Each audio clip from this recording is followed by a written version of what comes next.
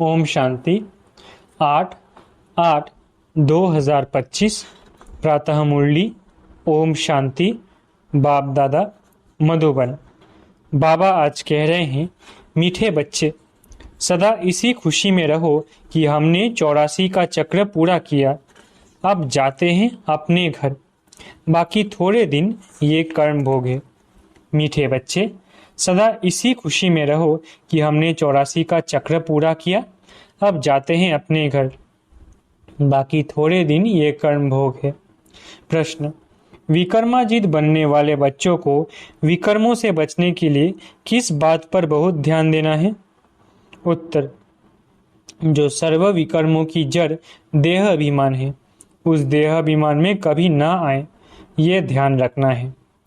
इसके लिए बार बार देही अभिमानी बन बाप को याद करना है। अच्छे और बुरे का फल जरूर मिलता है, अंत में विवेक खाता है। लेकिन इस जन्म के पापों के बोझ को हल्का करने के लिए बाप को सच सच सुनाना है। ओम शांति। बड़े ते बड़ी मंजिल है याद की। बहुतों को सिर्फ सुनने का शौक रहता है, ज्ञान को समझना तो बहुत सहज है। 84 के चक्र को समझना है, स्वदर्शन चक्रधारी बनना है, जास्ती कुछ नहीं है। तुम बच्चे समझते हो हम सब स्वदर्शन चक्रधारी है।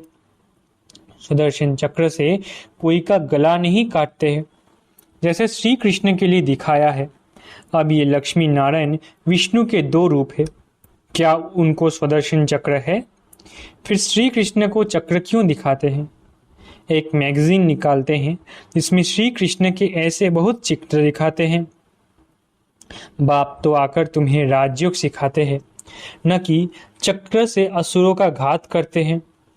असुर उनको कहा जाता है जिनका आसुरी स्वभाव है, बाकी मनुष्य तो मनुष्य है ना। ऐसे नहीं सुदर्शन चक्र से बैठ सबको मारते हैं। भक्ति मार्ग में क्या क्या चित्र बैठ बनाए हैं, रात दिन का फर्क है। तुम बच्चों को इस सृष्टि चक्र और सारे ड्रामा को जानना है, क्योंकि सब एक्टर्स हैं। वो हद के एक्टर्स तो ड्रामा को जानते हैं। ये है बेहद का ड्रामा, इसमें डिटेल में नहीं समझ सकेंगे। वो तो 2 घंटे का ड्रामा होता है, डिटेल में पार्ट जानते हैं। ये तो 84 जन्मों को जानना होता है। बाप ने समझाया है, मैं ब्रह्मा के रथ में प्रवेश करता हूँ। ब्रह्मा के भी 84 जन्मों की कहानी चाहिए। मनुष्यों की बुद्धि में ये बातें आ न सके। ये भी नहीं समझते कि 84 लाख जन्म है या 84 जन्म है। बाप कहते हैं, तुम्हारे 84 जन्मों की कहानी सुनाता हूँ। 84 लाख जन्म हो तो कितने वर्ष सुनाने में लग जाएं? तुम तो सेकंड में जान जाते हो। ये 84 जन्मों की कहानी है। हमने 84 का चक्र कैसे लगाया? 84 लाख हो तो सेकंड में थोड़ी ही समझ सकते हैं। 84 लाख जन्म है ही नहीं। तुम बच्चों को भी खुशी होनी चाहिए, हमारा 84 का चक्र पूरा हुआ। अब हम घर जाते हैं, बाकी थोड़े दिन ये कर्म भोग है। विकर्म भस्म हो, कर्मातीत अवस्था कैसे हो जाए, इसके लिए ये युक्ति बताई है।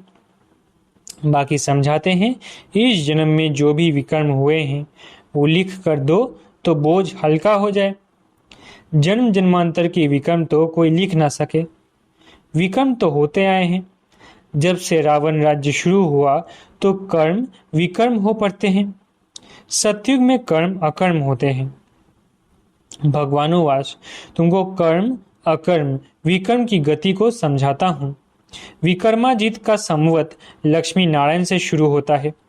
सीरी में बड़ा क्लियर है, शास्त्रों में कोई ये बातें नहीं है। सूर्यवंशी चंद्रवंशी का राज भी तुम बच्चों ने समझा है कि हम ही थे। विराट रूप का चित्र भी बहुत बनाते हैं, परंतु अर्थ कुछ भी नहीं जानते। बाप बिगर कोई समझा नहीं सकते। इस ब्रह्मा के ऊपर भी कोई है ना जिसने सिखाया होगा। अगर कोई गुरु ने सिखाया होता तो उस गुरु का सिर्फ एक शिष्य तो नहीं हो सकता। बाप कहते हैं, बच्चे, तुम्हें पतित से पावन, पावन से पतित बनना ही है। ये भी ड्रामा में नूंद है। अनेक बार ये चक्र पास किया है, पास करते ही रहेंगे। तुम हो ऑलराउंड पाठधारी, आदि से अंत तक पाठ और कोई का है नहीं। तुमको ही बाप समझाते हैं। फिर तुम ये भी समझते हो कि दूसरे धर्म वाले फलाने फलाने समय पर आते हैं। तुम्हारा तो ऑलराउंड पाठ है। क्रिश्चियन के लिए तो नहीं कहेंगे कि सतयुग में थे, वो तो द्वापर के भी बीच में आते हैं। ये नॉलेज तुम बच्चों की ही बुद्धि में है, किसको समझा भी सकते हो। दूसरा कोई सृष्टि के आदि मध्य अंत को नहीं जानते। रचयिता को ही नहीं जानते तो रचना को कैसे जानेंगे। बाबा ने समझाया है, जो राइटियस बातें हैं वो छपाकर एरोप्लेन से सब जगह गिरानी है।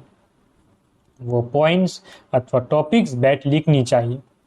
बच्चे कहते हैं काम नहीं है, बाबा कहते हैं ये सर्विस तो बहुत है। यहाँ एकांत में बैठे ये काम करो। जो भी बड़ी बड़ी संस्थाएं हैं, गीता पाठशालाएं रही हैं, उन सब को जगाना है, सबको संदेश देना है। ये पुरुषोत्तम संगम युग है। जो समझदार होंगे वो झट समझेंगे। जरूर संगम युग पर ही नई दुनिया की स्थापना और पुरानी दुनिया का विनाश होता है। सतयुग में पुरुषोत्तम मनुष्य होते हैं। यहाँ है आसुरी स्वभाव वाले पतित मनुष्य। ये भी बाबा ने समझाया है। कुंभ का मेला आदि जो लगता है, बहुत मनुष्य जाते हैं स्नान करने। क्यों स्नान करने जाते हैं? पावन होना चाहते हैं। तो जहाँ जहाँ मनुष्य स्नान करने जाते हैं वहाँ जाकर सर्विस करनी चाहिए। मनुष्यों को समझाना चाहिए, ये पानी कोई पतित पावनी नहीं है। तुम्हारे पास चित्र भी है। गीता पाठशालाओं में जाकर ये पर्चे बांटने चाहिए। बच्चे सर्विस मांगते हैं, ये बैठकर लिखो। गीता का भगवान परमपिता परमात्मा शिव है, ना कि श्री कृष्ण। फिर उनकी बायोग्राफी की महिमा लिखो। शिव बाबा की बायोग्राफी लिखो, फिर आपे ही वो जज करेंगे। ये पॉइंट्स भी लिखनी है कि पतित पावनी कौन। फिर शिव और शंकर का भेद भी दिखाना है। शिव अलग है, शंकर अलग है। ये भी बाबा ने समझाया है। कल 5000 वर्ष का है, मनुष्य 84 जन्म लेते हैं, न कि 84 लाख। ये मुख्य मुख्य बातें शॉर्ट में लिखनी चाहिए, जो एरोप्लेन से भी गिरा सकते हैं, समझा भी सकते हैं। ये जैसे गोला है, इसमें क्लियर है फलाने फलाने धर्म फलाने फलाने समय पर होते हैं। तो ये गोला भी होना चाहिए। इसलिए मुख्य 12 चित्रों के कैलेंडर्स भी छपवा सकते हो, जिसमें सारा ज्ञान आ जाए और सर्विस सहज हो सके। ये चित्र बिल्कुल ज़रूरी है। कौन से चित्र बनाते हैं, क्या क्या पॉइंट लिखनी चाहिए, वो बैठ लिखो। तुम गुप्त वेश में इस पुरानी दुनिया का परिवर्तन कर रहे हो। अननोन वॉरियर्स हो, तुमको कोई नहीं जानते। बाबा भी गुप्त, नॉलेज भी गुप्त। इनका कोई शास्त्र आदि बनता नहीं। और धर्म स्थापक के बाइबल आदि छपते हैं, जो पढ़ते आते हैं। हर एक के छपते हैं। तुम्हारा फिर भक्ति मार्ग में छपता है। अभी नहीं छपना है, क्योंकि अभी तो ये शास्त्र आदि सब खत्म हो जाने हैं। अभी तुमको बुद्धि में सिर्फ याद करना है। बाबा के पास भी बुद्धि में ज्ञान है। कोई शास्त्र आदि थोड़ी ही पढ़ते हैं। वो तो नॉलेजफुल है। नॉलेजफुल का अर्थ फिर मनुष्य समझते हैं सबके दिलों को जानने वाला। भगवान देखते हैं तब तो कर्मों का फल देते हैं। बाप कहते हैं ये ड्रामा में नूंद है। ड्रामा में जो विकर्म करते हैं तो उनकी सजा होती जाती है। अच्छे व बुरे कर्मों का फल मिलता है। उसकी लिखत तो कोई है नहीं। मनुष्य समझ सकते हैं जरूर कर्मों का फल दूसरे जन्म में मिलता है। अंध घड़ी विवेक फिर बहुत खाता है। हमने ये पाप किए हैं, सब याद आता है। जैसा कर्म वैसा जन्म मिलेगा। अभी तुम विकर्माजित बनते हो तो कोई भी ऐसा विकर्म नहीं करना चाहिए। बड़े ते बड़ा विकर्म है देह अभिमानी बनना। बाबा बार बार कहते हैं देह अभिमानी बन, बाप को याद करो। पवित्र तो रहना ही है। सबसे बड़ा पाप है काम कटारी चलाना। यही आदि मध्य अंत दुख देने वाला है। इसलिए सन्यासी भी कहते हैं ये कागबिष्टा समान सुख है। वहां दुख का नाम नहीं होता, यहाँ दुख ही दुख है। इसलिए सन्यासियों को वैराग्य आता है, परंतु वो जंगल में चले जाते हैं। उन्हों का है हद का वैराग्य, तुम्हारा है बेहद का वैराग्य। ये दुनिया ही छी छी है। सब कहते हैं बाबा आकर हमारे दुख हरकर सुख दो। बाप ही दुख हरता सुख करता है। तुम बच्चे ही समझते हो कि नई दुनिया में इन देवताओं का राज्य था। वहां किसी भी प्रकार का दुख नहीं था।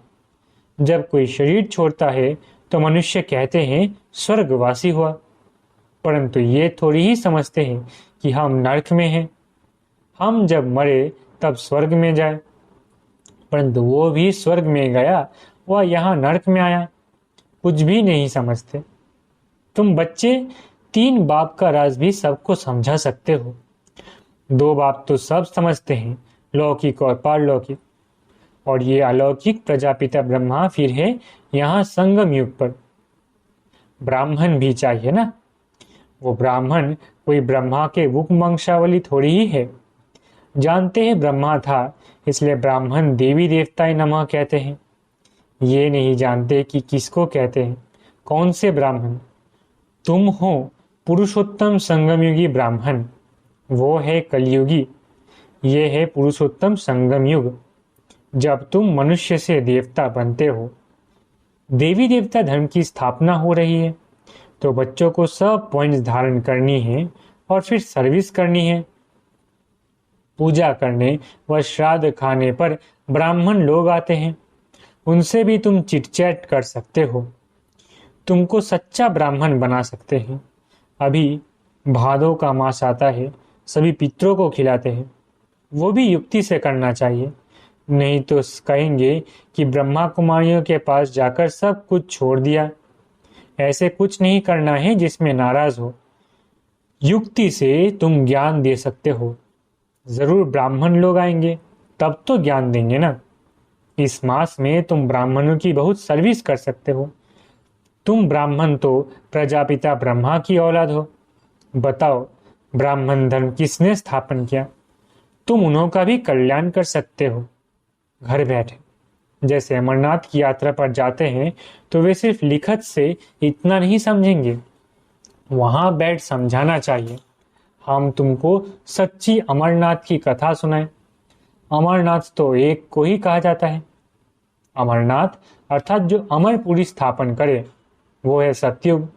ऐसे सर्विस करनी पड़े, वहां पैदल जाना पड़ता है। जो अच्छे अच्छे बड़े बड़े आदमी हो उनको जाकर समझाना चाहिए। सन्यासियों को भी तुम ज्ञान दे सकते हो।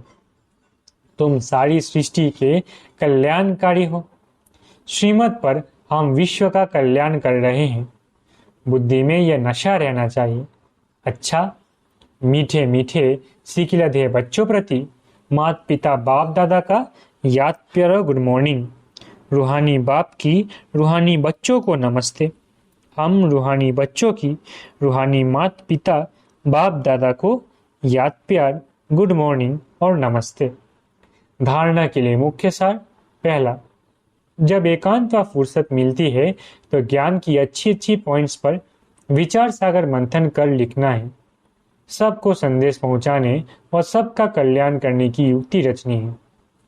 दूसरा, विकर्मों से बचने के लिए देही अभिमानी बन बाप को याद करना है। अभी कोई भी विकर्म नहीं करना है।